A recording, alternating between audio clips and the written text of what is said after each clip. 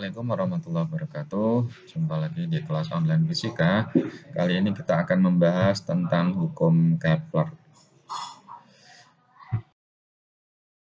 Bagaimana kita ketahui, hukum Kepler adalah hukum yang menjelaskan tentang peredaran tata surya atau peredaran planet-planet di dalam tata surya kita. Ada 3 hukum Kepler. Yang pertama adalah hukum Kepler 1 yang menyatakan bahwa setiap planet bergerak dengan lintasan elips, sedangkan matahari berada di salah satu titik fokusnya. Lintasan yang bagaimanakah lintasan elips itu? Kita akan lihat pada ilustrasi berikut.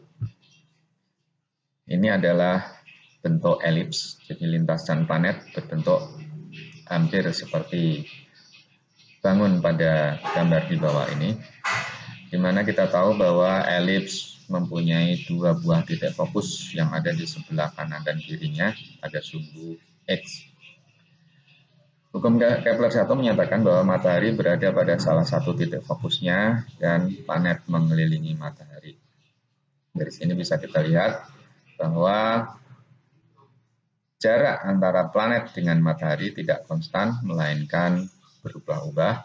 Kadang dia berada di tempat terjauh atau jauh dari matahari, tapi kadang juga dekat dengan matahari.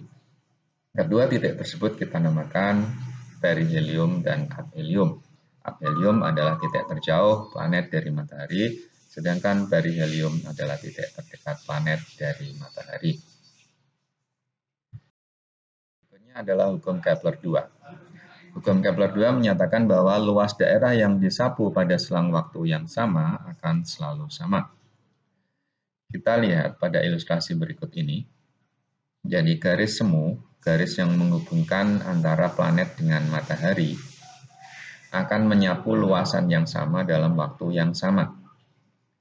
Biar lebih jelasnya kita lihat ilustrasi yang sebelah kanan. Jadi luasan daerah yang diarsir itu dalam waktu yang sama akan selalu sama. Ini artinya adalah bahwa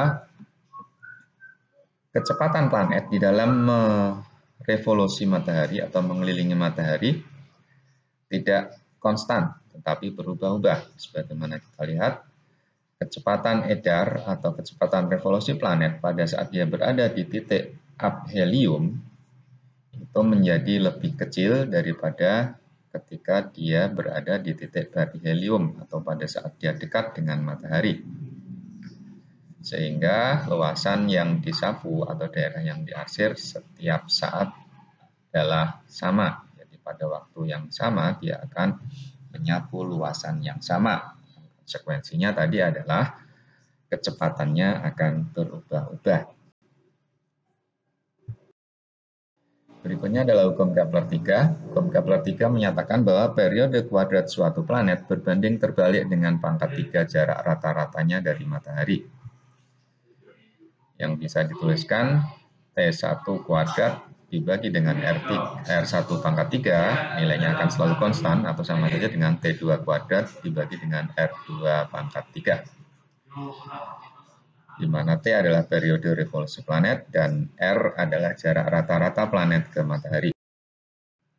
Kita akan coba lakukan analisis gaya pada planet untuk melihat bagaimana munculnya persamaan Kepler 3 tersebut.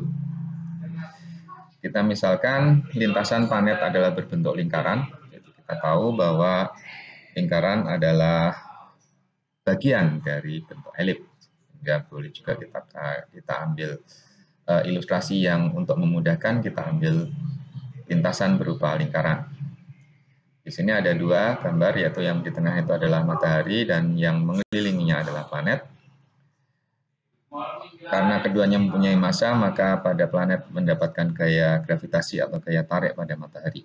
Gaya ini berfungsi sebagai gaya sentripetal, seperti yang membuat planet itu bergerak mengelilingi matahari tidak lepas dari matahari adalah karena adanya gaya sentripetal yang berupa gaya gravitasi itu sendiri. Kita tuliskan persamaannya, besar gaya sentripetal adalah sama dengan besar gaya gravitasi itu sendiri, maka bisa kita tuliskan Fs sama dengan W, di mana Fs adalah gaya sentripetal yang nilainya sama dengan M dikali V kuadrat per R. Sedangkan V adalah gaya gravitasi yang nilainya adalah sama dengan G kali M matahari dikali M planet dibagi dengan kuadrat jarak rata-rata planet ke matahari. Kemudian kita ubah persamaan linear menjadi persamaan rotasi atau persamaan gerak lurus menjadi persamaan gerak melingkar. Maka V akan berubah menjadi omega kali R, di mana omega adalah kecepatan sudut dan R adalah jari-jari lintasan. Maka kita dapatkan M kali omega kali R kuadrat dibagi dengan R sama dengan GM kali M per R kuadrat. Kita lebih ringkas, kita buang yang sama variabelnya, variabel kanan kiri sama kita coret, maka di sana ada massa planet bisa kita hilangkan. Kemudian jari-jari R kuadrat per R, sehingga tinggal menjadi R saja. Nah, berikutnya adalah tadi kita nyatakan omega ya. Jadi omega sendiri sebenarnya adalah sama dengan 2pi kali F atau 2pi per T. 2pi dibagi dengan periode atau 2pi dikali dengan frekuensi. Di sini kita ambil 2pi dibagi dengan periode. Maka hasilnya adalah 4pi kuadrat per T kuadrat dikali dengan R kuadrat per R.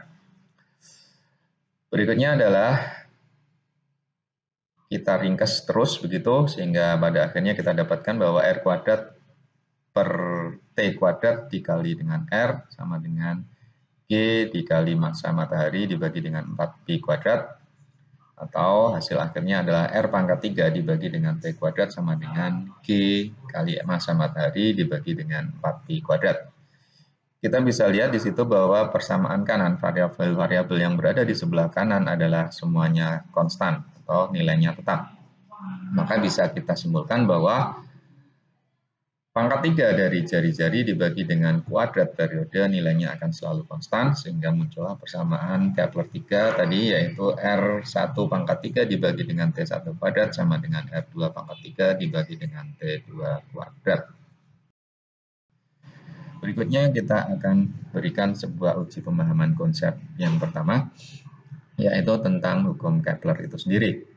Pertanyaannya adalah, jelaskan apa yang akan terjadi jika pada titik perihelium kecepatan edar planet justru turun atau mengecil, atau sebaliknya pada titik aphelium kecepatan edar planet naik atau membesar.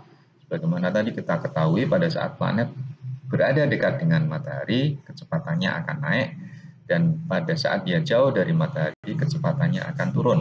Nah, di sini dimintakan penjelasan kalau yang terjadi sebaliknya, yaitu pada saat dekat dengan matahari justru kecepatannya kecil atau turun, dan di saat dia jauh dari matahari justru kecepatannya naik atau besar, maka apakah yang akan terjadi? Silakan tuliskan jawaban Anda di buku, kemudian di foto dan di posting secara japri.